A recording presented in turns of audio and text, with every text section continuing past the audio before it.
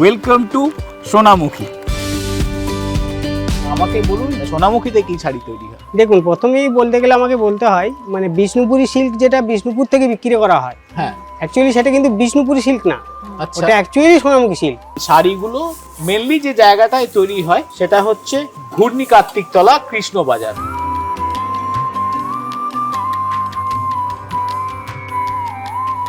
Proper মিলের থিওরিতে ফিরে এলাম, রাইট?